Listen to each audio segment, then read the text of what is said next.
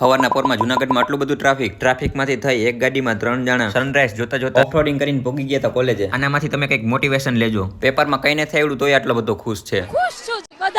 Paper ભરીને direct canteen બાજુ જવાનું રહે. રસ્તામાં જોયું તો આ બધા મારી પેલા પેપર ભરીને આવી ગયા. આ દાનિશભાઈનો બહુ મોટો ફેન છે. એક્ઝામ છે એટલે આ ભગત માણા બની ગયો. માળા પહેરેલીને ચાંદલો કરેલો.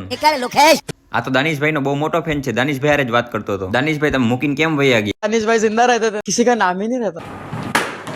सुखी राखे यार आ घा सहन નથી થતા.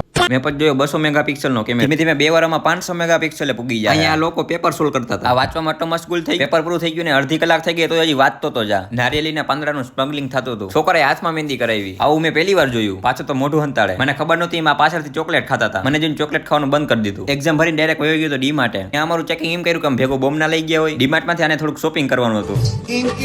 જુનાગઢના ડીમાર્ટમાં ગુજરાતની ટીમ શોપિંગ કરવા આવી હતી. ગુજરાતની ટીમે ટી-શર્ટની ખરીદી કરતી. બહાર નીકળીને મેં લઈ લીધી